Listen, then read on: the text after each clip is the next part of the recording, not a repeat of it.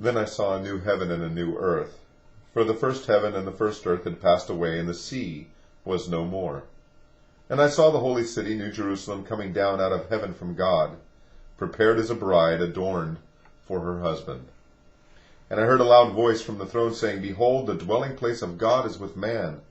He will dwell with them, and they will be his people, and God himself will be with them as their God. He will wipe away every tear from their eyes, and death shall be no more. Neither shall there be mourning, nor crying, nor pain any more, for the former things have passed away.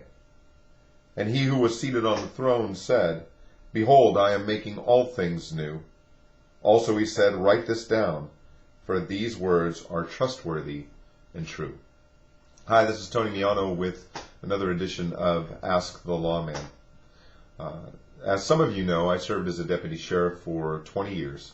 And the last 8 years of my career, I served in a dual role as both a deputy sheriff and as a chaplain for the sheriff's department. I was called out to too many scenes where lives were destroyed.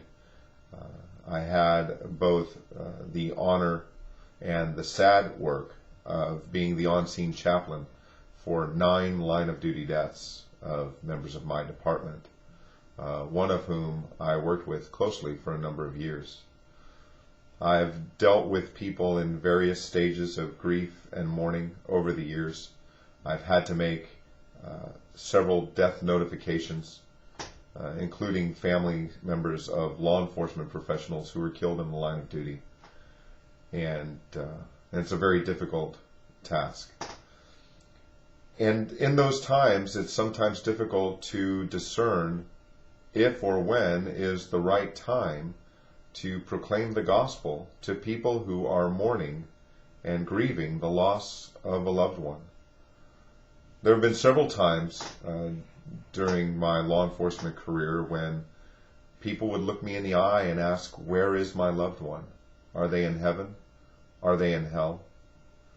And recently, my own grandmother passed away about a week ago, and a deputy sheriff for the department with which I had served for so long, it would appear that he committed suicide just a few days ago.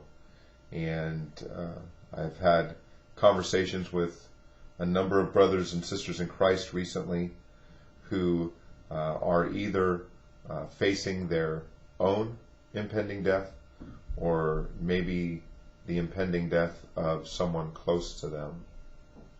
And again, it is sometimes very difficult to determine how and when to proclaim the gospel to people who are hurting so very badly.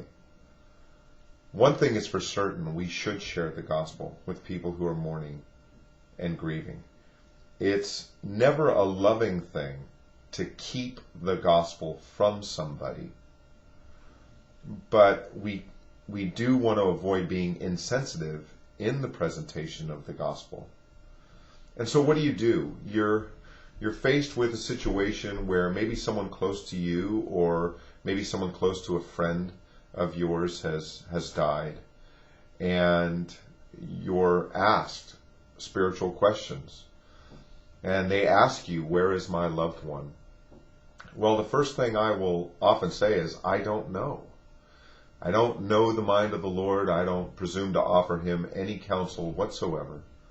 None of us can be 100% certain about someone else's salvation.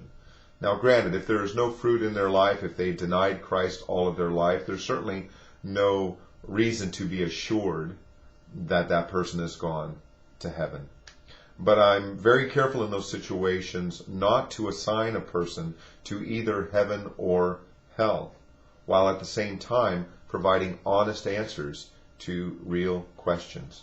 And so often what I've done when faced with these circumstances is I'll say to the person with whom I'm speaking that if your loved one could say anything to you right now, it would be, don't miss heaven. Now, if the person is in the presence of the Lord and they're in heaven for all eternity, that is most certainly what they would say to those of us who remain here on earth. Don't miss heaven.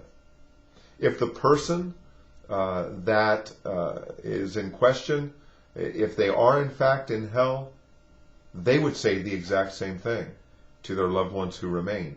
Don't miss heaven. And by making that statement, what I've done is I've taken the attention, at least for the moment, away from the person who has died and placed it on the person with whom I am speaking. And again, I'm very careful not to assign the deceased loved one to either heaven or hell. I'm honest about the fact that I don't possess perfect knowledge. I don't know where their loved one is. And by telling them that your loved one would say don't miss heaven, I'm not giving them a false sense of hope that they are there, and I am not crushing their spirit by asserting that they're not there. Because if you evaluate the deceased person's life there in front of their loved one, and you draw the conclusion that they're in hell, well, the conversation is going to shut down at that moment, because one, they're going to be offended by you saying that, and probably rightly so. And now they're going to be grieving all the more, thinking about their loved one being in torment. And so again, by saying that your loved one would say don't miss heaven, you turn the conversation away from the person who has died, and you turn the conversation to the hurting person who is directly in front of you. And then you can ask the reasonable question: what will you think will happen to you when you die? It's very normal for people in times of crisis such as this to be considering their own mortality. They're thinking about life and death right now. And so to gently, lovingly, respectfully ask that question, even in times of mourning and grief, is not inappropriate. And it's important that if you have an opportunity to minister to grieving people, that you look for appropriate opportunities to lovingly and sensitively proclaim the law and the gospel to those who remain. We never want to keep the gospel from people, and the Lord provides opportunities, even in the midst of tragedy and chaos, to present the gospel, to speak the truth in love. And so the next time you're faced with that situation, if you ever are, a good way to transition the conversation from the deceased person to the person with whom you're speaking is, your loved one would say to you, don't miss heaven. So I hope that's helpful to you. I hope that's an encouragement to you.